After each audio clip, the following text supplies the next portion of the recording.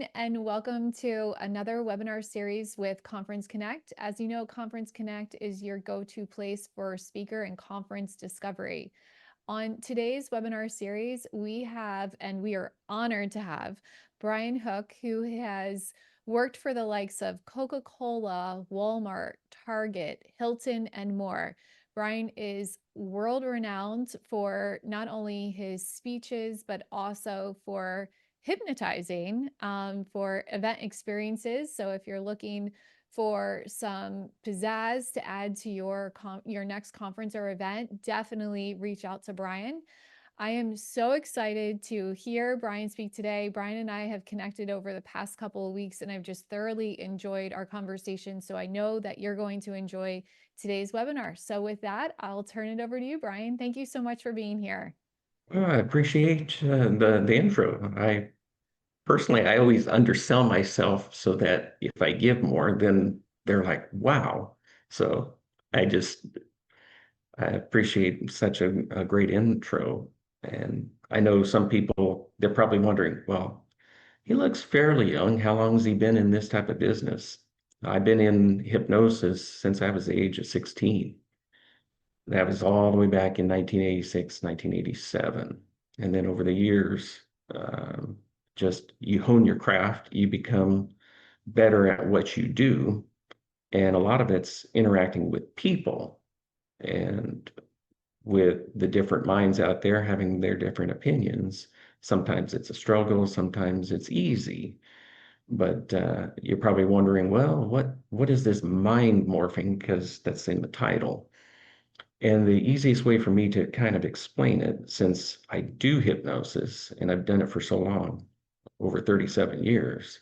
In fact, on a side note, that was one of the obstacles I had getting into the business because back then in the 80s, most hypnotists were middle-aged and older. There wasn't very many young people in it.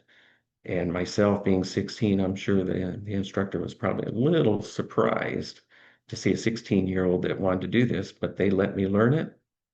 And it led to many different things.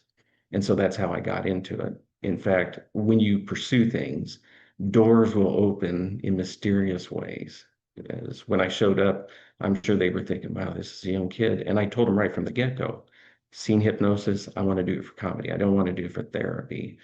And so it started like that. And then uh, during the class, the instructor, the doctor, she took me aside. She said, I don't know if it'll help, but you might want to check out this hypnotist. He's performing over at Carlos Murphy's, which was a local Mexican restaurant, good food. I said, well, what's his name? Oh, Marshall Silver. I said, okay, I got to see how I can get in touch with the guy. And so I got in touch. He sent me tickets to his show, which happened to be up at Laugh Stop up in Newport Beach.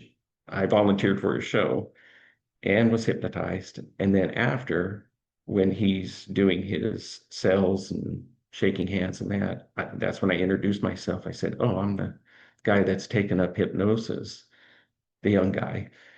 And so he actually at the time had a course on stage hypnosis, which I took.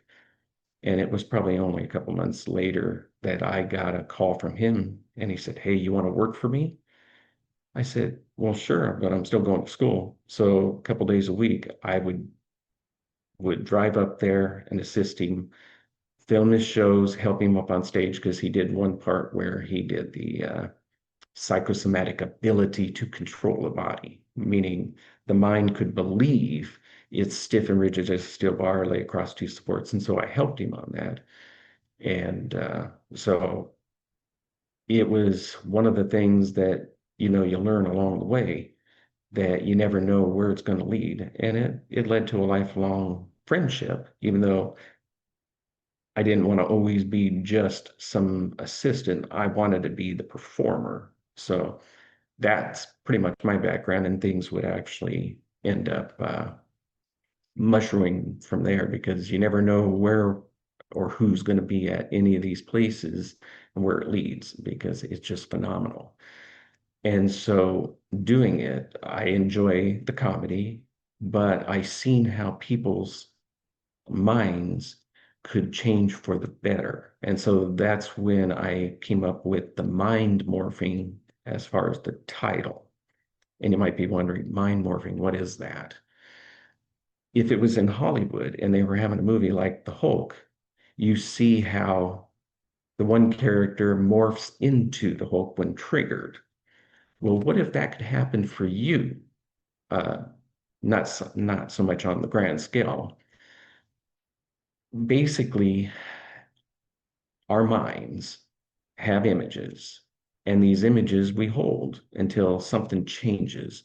Usually, sometimes it's a traumatic event, and hypnosis is another way to get changes done. But for example, let's say somebody's been in a car wreck where they get T-boned and they heal, they get back out on the road. But as they're driving, whether it be through an intersection or there's a side road, when they see a car coming up along the side, even though the car may stop, if there's a stop sign or a stoplight, the person's mind might all of a sudden react to jam the brakes on, even if the person was going to stop. And if you have riders, they're like, hey, what gives? Or if you have somebody behind you, maybe traveling too close, and you slam on the brakes and they hit you, they're going to be wondering, well, why'd you jam the brakes on? That car was going to stop. And it takes a while to get over that because your mind has that image. And one of the things is the mind is there to help protect you. So in that instance, it takes a while, but you can change that image. With hypnosis, what I do is I can teach, which I do each show, whether it be a show or for something like the conferences where they want more things that can help them rather than having their team members, their employees pluck like a chicken. And but that's the fun aspect of actually seeing a show as opposed to doing a conference. Conference is more serious, but we don't take ourselves serious. And so what I do is I teach the roles of the conscious and the subconscious. Your conscious makes up about 10% of your mind. Your subconscious makes up 90%. So if you were to look at it as far as like an iceberg, 10% of the iceberg is what you see. The vast majority of the iceberg is under the water and you don't see it. And so that's how we come up with the subconscious and such. So if you study it, it's really phenomenal on what we can do as people with our minds. I mean, AI is vastly quickly improving, but the mind is so far the most powerful thing in the world. And once you manage how to manage it, it's phenomenal of what you can actually accomplish in your life. So it explains why we do what we do. And what's the purpose of a conference or a meeting? Well, businesses, they want to improve, they want to grow. If your business is, or let's say in sales, you have a conference and there's a sales conference, and they want people to improve their sales so that their numbers go up.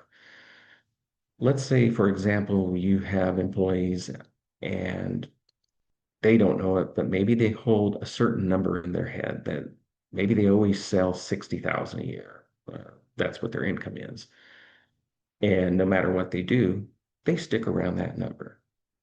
And so the boss, the business, they might say, hey, attend this seminar and we want to see the numbers go up. If you can change that image from 60,000, for example, up to 120,000, guess what? You'll unconsciously start doing things that you wouldn't think you were doing. You just won't be thinking about it.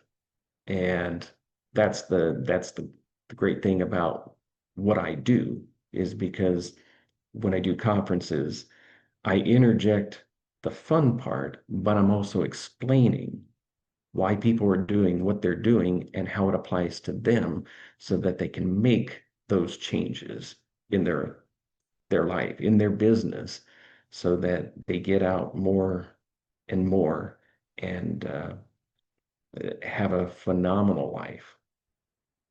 Because you always hear the rags to riches, where the person, what's the first thing they say when they started out? They weren't very good, but they had this image in their mind, and that's what they wanted to become. That's what they wanted to do. Sometimes it's monetary, sometimes it's just winning an award, such as you have people that do better and better, but maybe they've never met the top 1% of top producers. Maybe that's what the person sets out in their mind to do. So how do they do it? They get that image to change in their mind. And this is what I do to teach them. And a lot of it is to relax the conscious mind down. So we work with the subconscious. And it's really phenomenal what people will do. And of course, those that are in attendance at a conference, they want to see people clucking like a chicken. I don't know why. They just do because they've seen the nightclub act, but they don't realize this is the serious part of it. And it helps them see, oh, I understand what he just did. If I can do that, and then they start thinking what they can do for themselves besides the company that they work for. So, for example, again, let's say they have sales, but they want to increase that. And so they do the techniques that I teach from these conferences. Pretty soon, the little light bulb goes up in their mind saying, hey, wait a second. I have always wanted to do this, and they want to improve something in their own personal life. Maybe they've always wanted to become more fit. Maybe they've had issues in the relations in their life. Uh, how many people out there will say, I don't know why I get stuck dating the same type of people. It's driving me nuts. I don't know why. It's the image that they hold in their head. If they change that image, they're going to start maybe dating different people. As far as health, if they've always had a weight problem, they can do their best. Consciously, they'll say, I'm going to lose the weight. I'm going to lose the weight. But guess who wins out? If the image in the subconscious mind says, you're always going to be this, no matter what the conscious does, it's never going to get you to where you want to. For example, if you take celebrities and you just look at it over the years, look at Oprah. She got heavy, then she got thin, then she got heavy. It goes back and forth. And one thing, once someone like her would actually learn in their mind, is to have that image of what they want to look like, the other things will fall into place. Maybe they eat better. Maybe they exercise a little bit more. They take care of themselves. Um, and one of the things is stress. We get stressed out about everything. So these type of things play all the kinds of factors uh, into life. And even a hypnotist like myself, I do get stressed, but I've also learned how to cope and deal with it. I have a simple thing because everything for me works in the simplest terms to achieve what I want. And that is if they say, well, what's your philosophy? Whenever we have a goal, we have obstacles. How do I face those obstacles? I face it, deal with it, I move forward. It's never going back. You go forward. And that's what's worked for me. I make it simple. If I don't know how to get around the obstacle, you go through the obstacle, underneath the obstacle, over, you find a way. And that's what makes life interesting. So with the mind morphing and the conferences, the meetings, what most of them want is they want people engaged, they want participation, and they want to see actual change in people, especially if it's sales or whatever it is that they're wanting, because I can make this and shape it to what the company needs. It doesn't always necessarily mean numbers, but I get a lot that want to increase their numbers, especially in sales. whether it be real estate, in the automotive industry, insurance, it doesn't matter. But one thing at any conference that you attend, getting motivated is easy. Staying motivated, now that's the difficult thing because some will get motivated. They'll see a sales seminar, they'll be hyped up. They start, and then, of course, they lose their motivation within the week, sometimes within a day, and they go falling back to their old ways because the images they hold in their mind are still there. They haven't changed those. So the one purpose is to get the image changed so you can stay motivated. If you ask somebody that's highly successful, always chipper, they're doing business, you ask them, what keeps you motivated? They'll tell you exactly. Typically, they'll say, I do this, this, this, and this. It just puts me in the mood. And that's how I can follow through with my life and my business. And that's how I get ahead. And then they're also seeing where they want to go so they don't become stagnant at sitting at the same thing. That's why you see some that started small, rags, all the way up to riches. And so they learned over time they're really hypnotizing themselves. You may not call it hypnosis. You might say it's your visualization, your vision board, whatever it is. What they're wanting to do is put the image in their mind so that they can achieve it. And there's been many, many things over the years. You can watch The Secret. You can read books by Think and Grow Rich of Napoleon Hill. Um, you can see things about Neville Goddard, same thing, or Earl Nightingale. All of them tell you almost the same thing, just in a different way. And that's what we see in our mind and believe we can achieve. You also probably heard, as a man thinketh, so is he. It's the same thing. It's just whatever resonates with you. If you get the image in your mind, you can hold it in your hand. And that's the one phenomenal thing about mind morphing. It doesn't have to take a long time. I had a lot of struggle, but I overcame those struggles, especially when people have to trust a 16-year-old to hypnotize them. And that was 37 years ago. It's quite amazing. It's been an amazing journey for me. But what I do is I teach how to change the image in your mind. And then they walk away from that seminar, from that conference. If they implement it, it's pretty simple because when they go to bed at night, they fall asleep. They see the image of the end result that they want to have, and then they fall off to sleep, which helps the mind marinate all night long. And maybe it's formulating new ideas that you wouldn't have normally had. But you set the mind to do something, it will do it. And that's where I said earlier, once people learn that, they start applying it to different facets of their own life.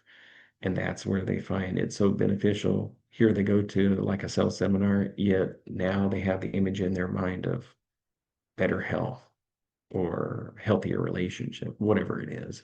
So it's something that's very beneficial for companies when they hire me that helps them, but it also helps their employees, their team members, uh, whatever it is. And of course, with all my presentations that I do, I I make them adaptable. So once I learn what they want, I can give it to them. And so that they can see some measurable results. The funny thing is, even when I do that, I get other things that will come up because somebody in the audience will say, hey, he could come to my school when they do a prom, give them subconscious post-hypnotic suggestions so that they do better in school where they retain the information. I mean, there's a number of things. And so that's what I found over the years. I do something that I love. I know where I'm going to go with it, and I just have fun all along the way. So if you're in sales. Maybe you're in customer-centric companies where everything's focused on the customer, healthcare, uh, automotive. Maybe you got sales agents that want to be able to sell better, sell more. And with the changing thing of automotive, it sometimes becomes a challenge to get people to change. And it all stems back to your conscious, your subconscious. But if you can change the image in your mind, you can change the results that you get. And some will ask, what got me into this? And especially at such a young age. And I had seen hypnosis early on, but I thought, hey, I want to do that when I get older. And so the time came, happened to come across a school that was actually teaching it, told them this is what I want to do. And so I always had that image in my mind. Again, that's why we probably go into most of the things that we do. It, it's just how it is, because some people will go into being a first responder, some will go into businesses you wouldn't even think about. Some will go in the family business. So it's kind of mapped out for them. But that's how I got into it. I seen it, I was amazed, and I seen that I wanted to do it mostly for comedy. But then as I did it, I physically seen how people can dramatically change from the comedy part.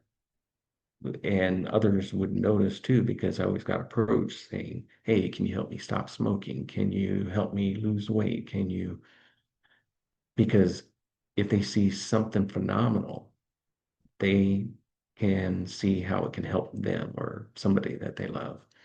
One of the instances when you put into your subconscious mind, uh, you can put images that haven't occurred. So how does that work? Ended up having somebody, they had seen the show, a woman came up and she says, great show.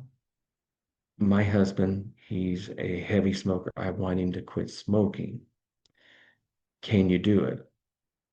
And typically I can do it. But if people don't want to change, it's hard to change them. And you don't want them doing something that they wouldn't do. Um, and so I said, I can, but just know that not everybody, even your husband, if he doesn't want to give up smoking, he won't give it up, even with hypnosis. You can try everything, but if they really don't want to quit, they're not going to quit. But I can give it a shot. You let me know when you want to do this. He has to want it too. And then I'll hypnotize. And so we made an appointment. And so I hypnotized the husband. And what we did was like a future regression. And what do I mean by that? Um, with that, when somebody does something and you want them to change, they have to see something in the future that's going to be traumatic. And so, what I did at that particular time, upon hypnotizing the husband, I said, I want you to picture, and they had kids, which this is the anchoring part that I used.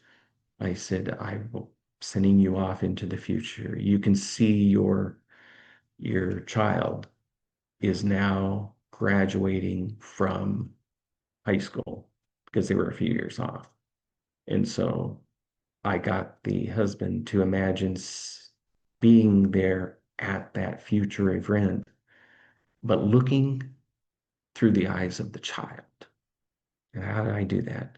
Because I had them picture that the child was looking up into the stands. They seen their mother, but they didn't see their father. The husband could picture this. He literally started crying. He couldn't believe it. And so once I woke him up, he was then and is now a non-smoker. but it was getting that image into his mind that morphed him into, I'm now a non-smoker. And there's been other instances that I've helped or that I've seen done with hypnosis, and it's quite phenomenal. Another one, we have instances in our life that may not remember what was the occurrence, but it made an impression on our mind, and then we forget, and it can impact our life. For example, there was one person wanted to lose weight, and so again, they got hypnotized, but upon the regression, found out the person at a very young age had been molested. And so in the child's mind, they ended up figuring as I get to go become an adult, I'm going to be big enough that this won't happen again. Well, big enough meant they started gaining weight. Later on, they didn't remember. All they remember is, I've always been fat. But once the person was hypnotized and you changed that image and they understood that they no longer had to be fat, the weight came off. They didn't need it to help protect them. They were an adult. But that's the thing with hypnosis and with the mind is there to protect the body. And sometimes it thinks differently than what we realized, and then it holds that image. And then that's when we run into obstacles and we don't know how to get around them. But it's quite remarkable. So that's what I do. It's fun, but I try to keep the serious part so that we keep people engaged so that they see what's going to happen. And they're never coerced, they're never forced to do something they don't want to do. I have in the past when we get, or when I say we, I'm saying hypnotist, we do get hecklers. We get people that say hypnosis is not real, it's fake, it's this and that, until they see something remarkable. And then they're like, wow, I didn't realize that. Sometimes I have done certain things that will amaze the audience, especially if there's any skeptics. I had one instance, it was a Christmas party, and depending on the venue, um, I myself, I always eat fire. It depends on the venue, though. I have to always find out, can I eat fire? Because if they have something in the hotel that says, no, you can't, well, then I can't because it might have to do with their fire insurance and such. But the one had no problem with it. So I'm eating fire and I do the show. And some of them look a little skeptical, thinking, what is this guy doing? These people are just play acting. They don't realize it's real.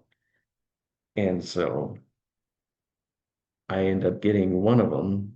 I said, have you ever eaten fire? And the person's like, no. I said, would you say yes? And of course they say, yes. So I get them up there. I go through the thing of having them actually see eating fire, even though they haven't ever eaten fire. And it's safe, believe it or not. It's really safe. Once you understand why it is, and it's like it's almost impossible to be burned, believe it or not. Not that you could or would. It's not impossible, but it's almost impossible to get burned once you learn why the mind is so powerful and can do it. So I ended up getting this guy up there. He was hypnotized. He was performing, had a few skeptics in the audience. So I thought, I'm just going to show them how powerful the mind of this individual can be. So I hypnotized. He believed he was the greatest fire eater in the world. I helped him through it. And then I doused the torch, had him do it again.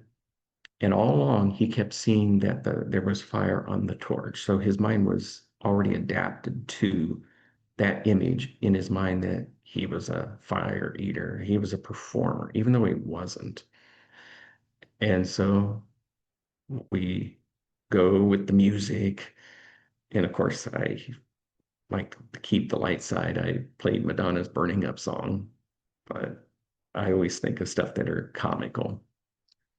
And so, light the torch, bring that torch up in a 45-degree angle, bring it down quickly, clamp down, one, two, three, pull out and say, pow.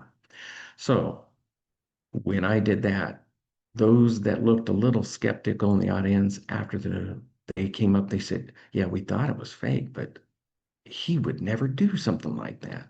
I said, "See how powerful the mind is? You'd be surprised. Whatever you believe, you can achieve. It's just getting that image changed in your mind. So this is how it can help you when you're having your conferences, whether it be for sales or customer service or healthcare. I'm there to help." And I make it fun, energizing, engaging because some people will stay awake. You have those that say they don't want to be hypnotized and they watch a show. Guess what? It's not like a movie that they're watching. They sit there awake because they're afraid that I'm going to come out and zap them if they fall asleep in the chair. So it makes it great. It's fun, it's energizing, and if I didn't love what I do, I wouldn't have been doing it for almost 4 decades. And even now, if I had to do over again, I would still go back into wanting to do hypnosis because it's fun.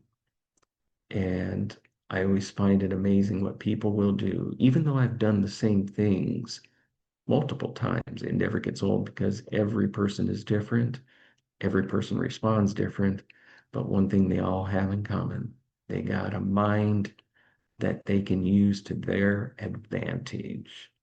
So if you want to make your conferences lively, energetic, a little mystical, because some people think hypnosis is unique, uh, then I'm the one you want to get in touch with because make the difference for your own life, for your company's life, and why not have fun? In fact, I've done conferences and then later on, I didn't know I how long we were going. this is so incredible. The fire story is, I think everyone is going to remember that story. That is just profound. While you were telling How this we, story, I was like, there's no way that he has him eat fire. Like, because the lead up, like, I was like, it has it set that Brian's gonna have him eat fire, and oh yeah. he did, and that was just incredible. How would I you like to wanted, eat fire? what'd you say? I said, how would you like to eat fire? I think I think I would not be a person who would normally do that, but hearing this story, maybe I would. What would prevent you from doing it? What's the first thing that comes in up in your mind? I think the fear of being burned, but now that you said that once you learn how to do it correctly, it's almost impossible to Hmm. be burned. I think Yeah, that it gives me reassurance. if you see, I can have a person eat fire without even hypnotizing them. Once they understand that it's almost impossible to be burned, you can be burned, no doubt. It's fire, but once you learn and understand the physics of it, there's no reason why you would get burned. And what do I mean by that? So when I have done this in the past where you get them to go through, you see the flaming torch, and then finally by the time you get the fluid on there and you light it and it's an actual fire, they've already seen it in their mind. They know they can do it. If you've ever done something where you say, "Oh, I could do that," and you go out and you can do it, same concept. What I'm saying is what's impossible about being burned is when you go to eat the fire and you quickly clamp down, there's only so much oxygen in your mouth. By the time the flame gets in there, it burns all the oxygen, it goes out. All you feel is a little bit of warmth. That's about it. Now, if you keep your lips open and you allow the oxygen to keep going in, yeah, then you're going to get burned. But once you learn how to do it, it's the fear of trying to get over it is what makes it difficult. And that's why when I've done the fire eating and I get somebody that's hypnotized to eat fire, that's when they realize, if I have an obstacle and I have it in my mind, I can make that change. And that's what you need things. There has to be a reason why we want to change for whatever reason.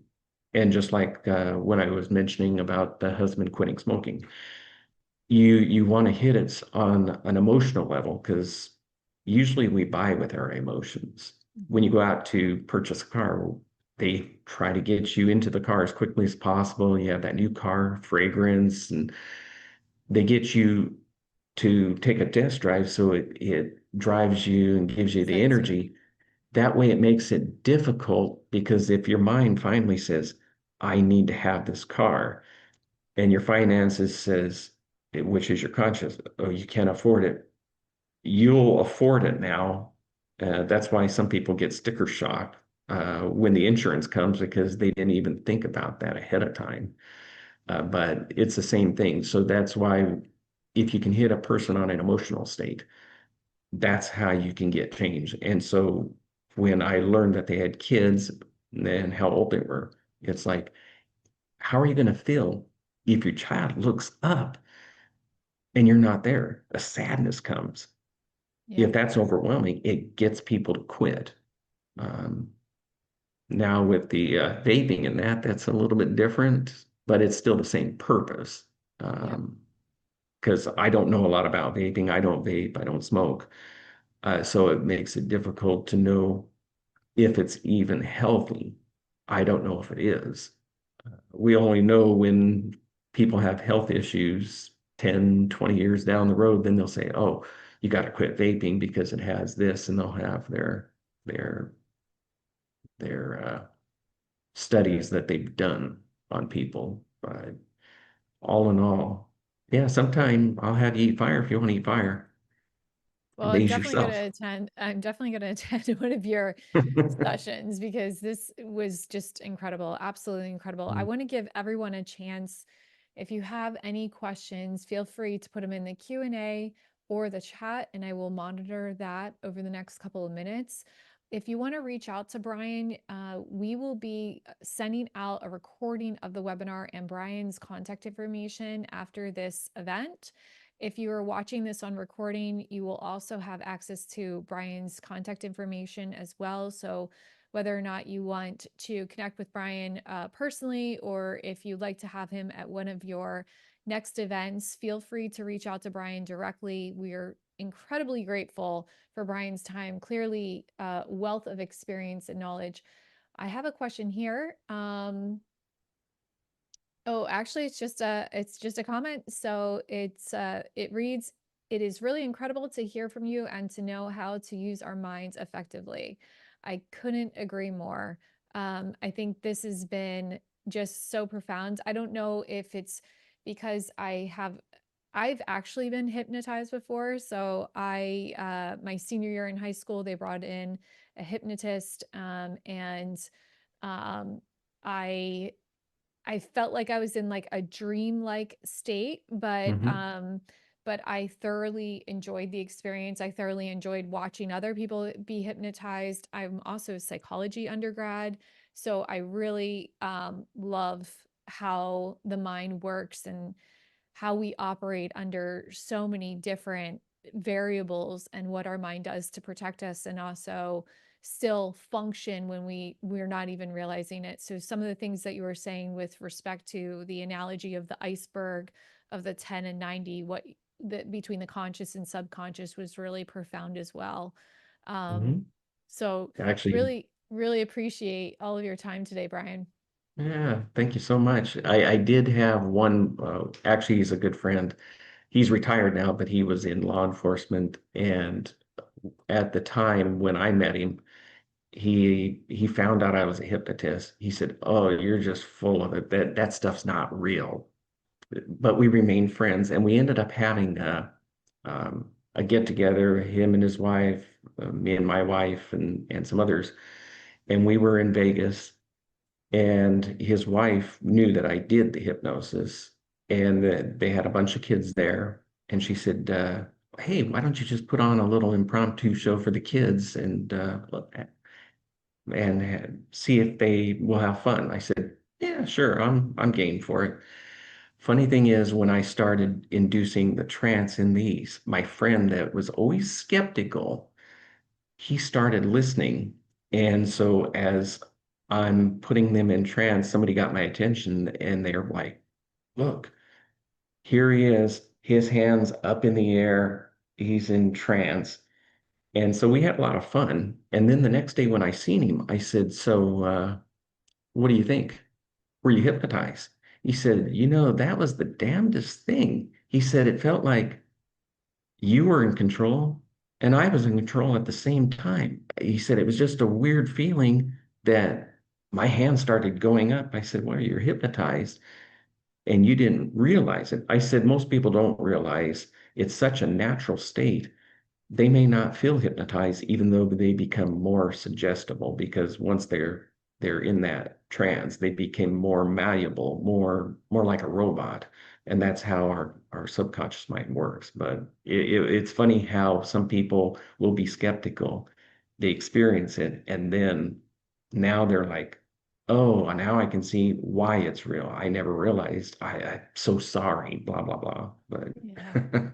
it was fun, and he never said anything bad again after that. He just, which it's good.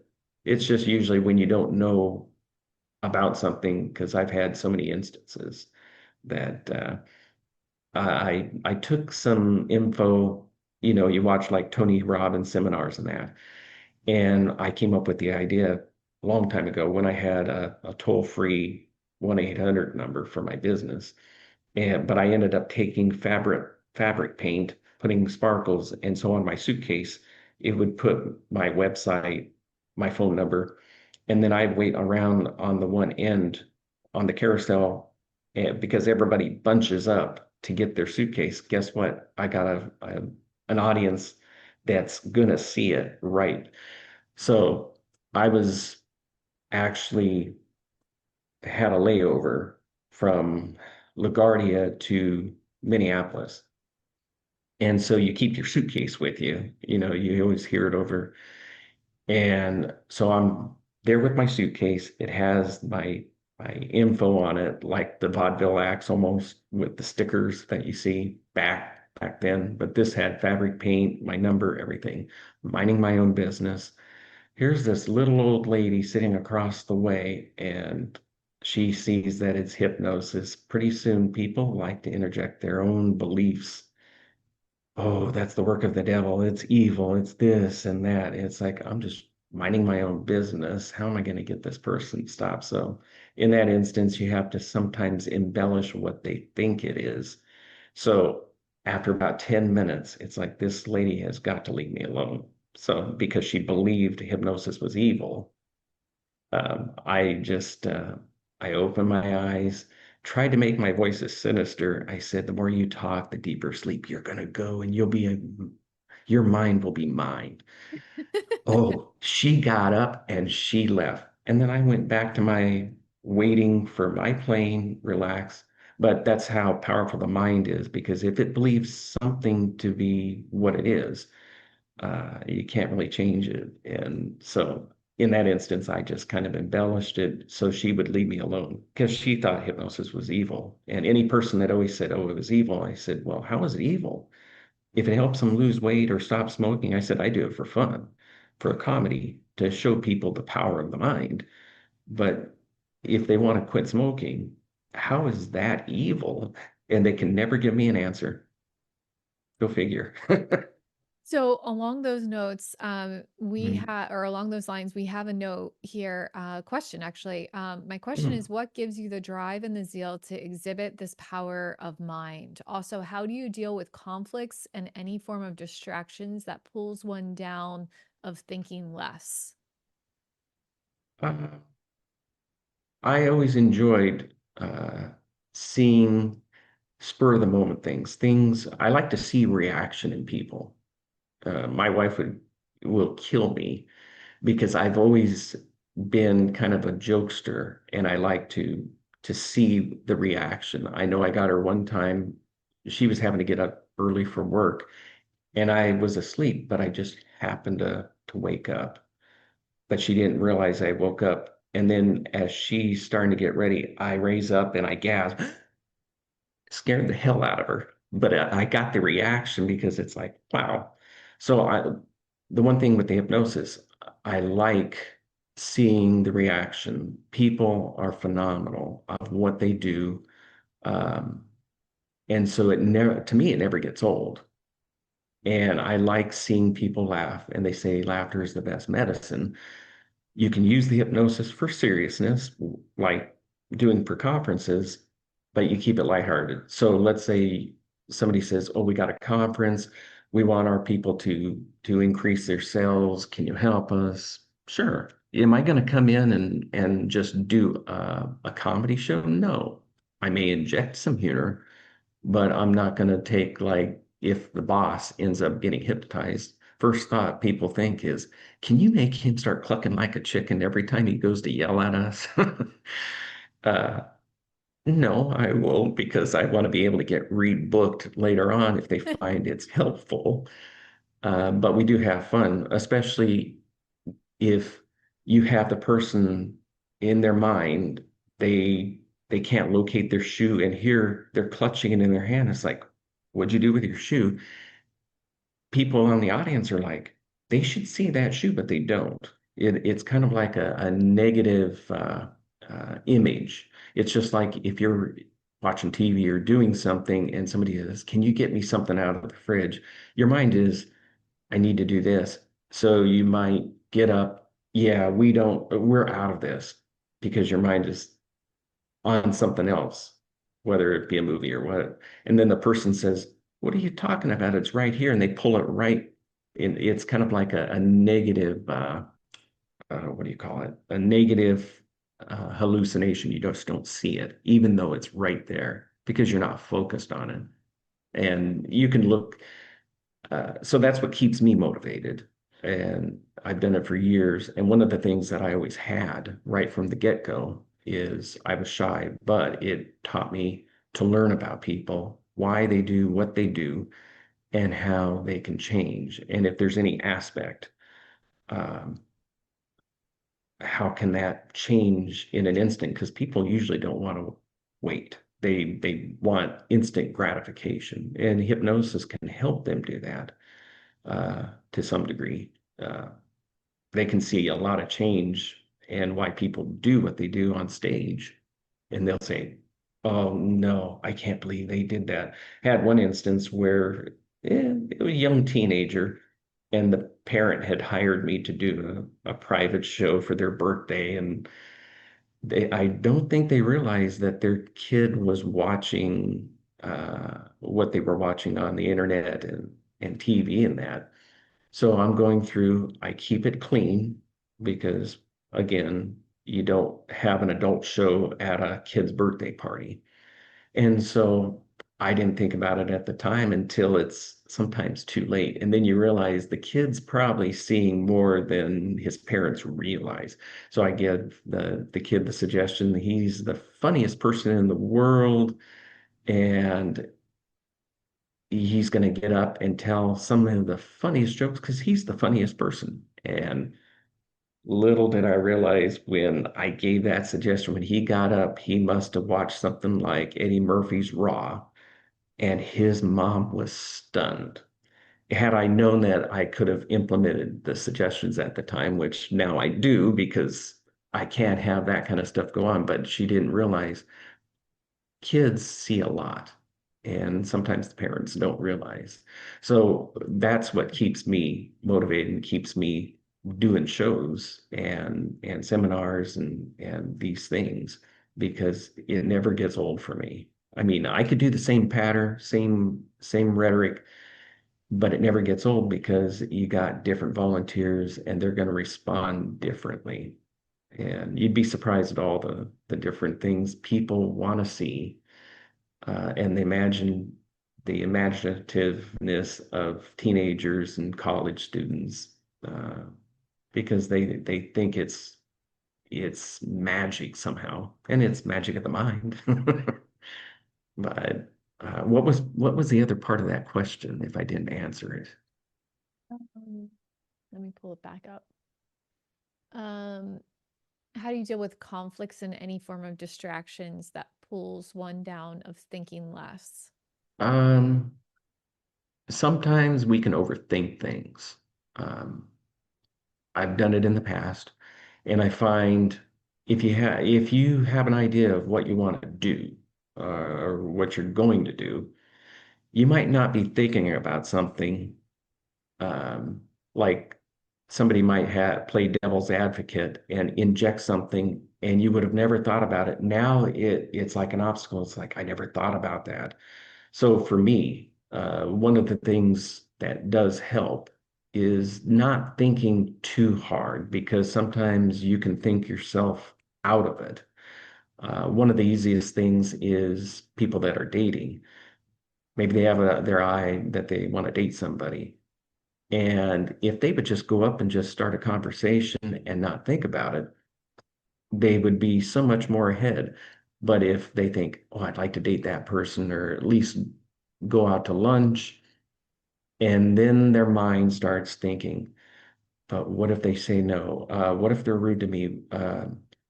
And they start fearing the rejection.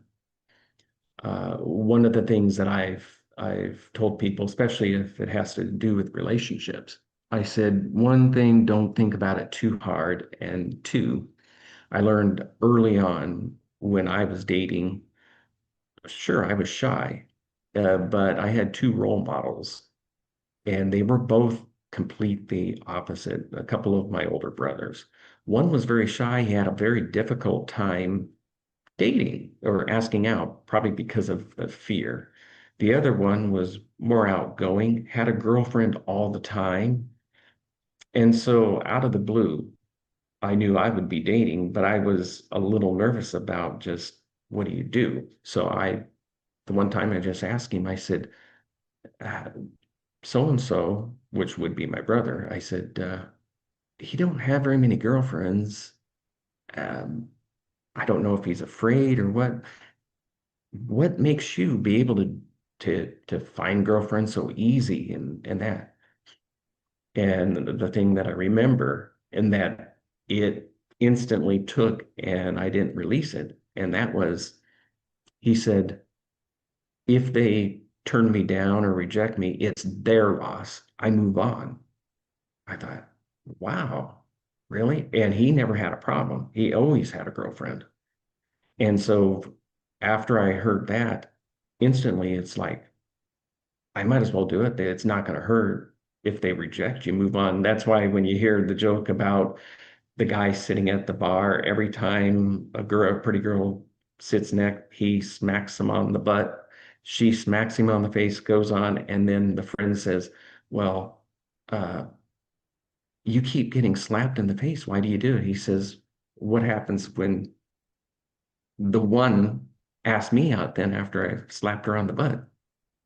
His mind was that you always focus on the positive. Mhm. And so that's what I do. Sometimes the obstacles occur more in our own mind because we start putting up things thinking of the negative result instead of the positive result. And that can make it all the difference. I know there was kind of like a round table at Jenny Craig. This was in La Jolla, and I was there. And one of the presenters was doing what people might be seeing in their mind. And they did this small like test. And so they had everybody close their eyes. So I closed my eyes. He said, I want you to picture you're gaining weight and that. He didn't put anything else into it. He just said gaining weight. Funny thing is, most people's minds, they pictured getting fatter, bigger, and how they could see through the eyes of the clients that are wanting the weight loss product. So when they came to me, I said, well, I feel good. They said, good. I said, well, one, you didn't specify if the person was heavy because it was fat or if it was muscle. I said, when you told everybody they were getting heavier, I started picturing putting on muscle, because you can look thinner when you gain muscle, even though you can be heavier. I said, so as I kept doing that image, that's why I felt so good. I said, most people actually, they'll take the negative part instead of spinning it and putting the positive image in your mind.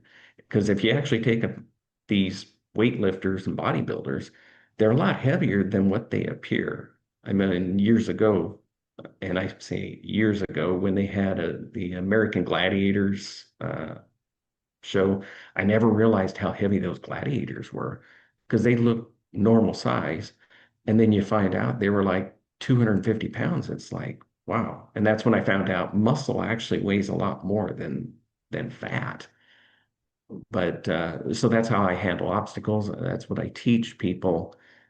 Don't always go for the negative. And if you can kind of tune it out, stay focused on the goal. You see the image, people can have whatever they see in their mind. And you'll hear people where they'll say, yeah, I had a picture of the home, I had a vision board, it got put away. And then later, when we're unpacking, I'm stunned because that vision board, I have most of these things that occurred because they implanted it and created it in their mind.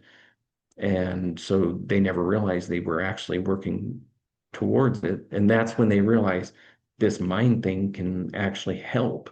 And so that's why some of them will do something small. You start in small steps and you keep imagining more. So if you have a certain income, if you said, I want to be a trillionaire, well, it's not going to be realistic for the majority of people because of their income. But if, let's say you're making $60,000 and then you put in your mind, "Mm, I believe I can make 80. How much difference is your life going to improve making that extra 20,000? It's more easy for the mind to grasp. Once you get to that and you're making that, you can change it again and say, well, if I made this, maybe I should try doubling it. Instead of 80, let me try to make 160. And so once, if you take it step by step, it makes it easier than trying to make it big.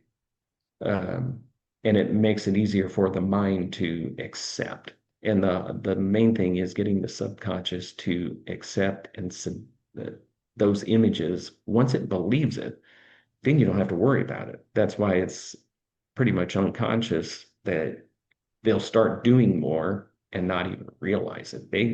Maybe they were only making 10 calls an hour if they were in sales. They get hypnotized, they see that they've doubled their income in their mind. Maybe now they're doing 30 calls in an hour and they don't even realize it. They're just talking, they're losing track of time. And that's why it can be easy. But as far as obstacles, keep your mind focused and try to drown out because people will put an earbug in that you may have not think about, and then it'd be like, oh, I'm going to go up and ask this person out, and somebody will just make the off comment, uh, what if they say no? And then the person's like, I didn't even think about that. I'm going to feel like a fool, and then they won't even try. A lot of times if they just did it, they'll get the positive outcome. But usually the fear of rejection keeps people from even trying. So that's how I stay out of obstacles. You just got to move forward. That's why I say face it, deal with it, move forward. Because sometimes fears are unfounded. And if they are, they empower you to keep going stronger ahead in your endeavors.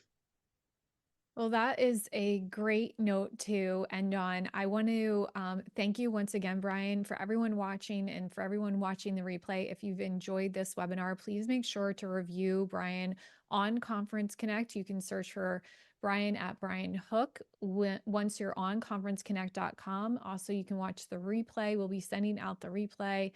And if you want to connect directly with Brian in the replay email and then also on YouTube, we will have a link so you can connect directly to Brian for your next conference needs or any questions you might have.